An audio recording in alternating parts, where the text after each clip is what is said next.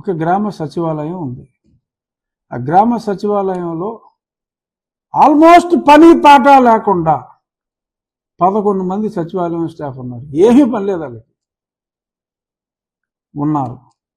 ఆ సచివాలయం స్టాఫ్కి అప్పచెప్పోయా జగన్మోహన్ రెడ్డి, ఆ సచివాలయం స్టాఫ్ అప్పచెప్పు, లేదా సజ్జల రామకృష్ణారెడ్డి ఎదబస్సోది చెప్తే నీ సాక్షిలో నువ్వు రాస్తే ఖండించేవాడే లేడనుకున్నావా? వాలంటీర్ వ్యవస్థను ఖండించడానికి పార్టీలకు దమ్ము ధైర్యం ఉండకపోవచ్చు, నాకుంది. ఒక ఇండివిజువల్గా నాకుంది ఆ దమ్ము, ఆ ధైర్యం. ఏమవుతుంది? వాలంటీర్ ఇవ్వకపోతే గతంలో చంద్రబాబు నాయుడు గారు పెన్షన్ ఇవ్వలేదా? ఎంత సక్రమంగా ఇచ్చారు. ఇప్పుడు గ్రామ సచివాలయం స్టాఫ్ ఒక గ్రామానికి 11 మంది ఉన్నారు. ఎంతమంది ఉంటారు ఒక గ్రామంలో పింఛన్దారులు? అలాగే ఒక పట్టణం ఉందంటే వాటికి వార్డు సచివాలయం ఉంది. ఎంతమందికి నువ్వు ఇచ్చేది? 40 లక్షల మందికి బహుశా నువ్వు ఇస్తూ ఉండుంటావు. మరి 1,00,000 మంది స్టాఫ్ ఉన్నారు, 1,25,000 మంది స్టాఫ్ ఉన్నారు సచివాలయాల్లో, పెద్దగా పని లేకుండా.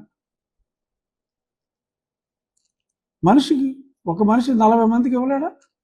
ఒక రోజులో వెళ్ళలేడా? ఏంటంటే తొక్కలో లెక్కలు నాకు అర్థం కాదు. సో ఆల్టర్నేటివ్ వ్యవస్థ ఉంది, వాళ్ళతో పని చేయించవచ్చు. ఆ గ్రామ సచివాలయానికి ఈ బాధ్యతలన్నీ ఇవ్వచ్చు. అసలు ఎన్నికైన గ్రామ ప్రతినిధులే ఉన్నారు, వారి ద్వారా అయినా సరే పంపిణీ చేయించవచ్చు. సేమ్ ఏదైతే నువ్వు వెళ్ళి ఏలుముద్రలు తీసుకుంటావో గ్రామ సచివాలయం స్టాఫ్ ఇంటికి వెళ్తారు, తీసుకుంటారు.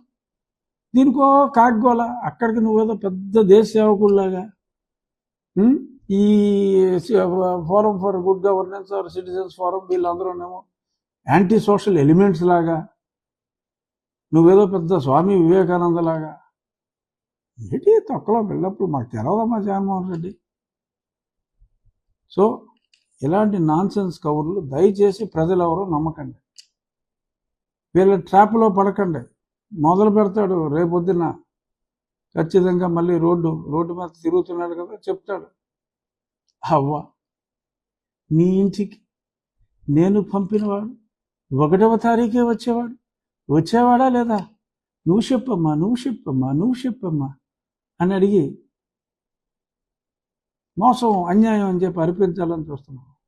Jagan, no, use alternate staff who are not having much work and almost sitting idle. సచివాలయం స్టాఫ్ని వాడుకో, ఏమీ ఇబ్బంది లేదు. దొంగ ఏడుపులు ఎదవరుపులు అరవద్దు.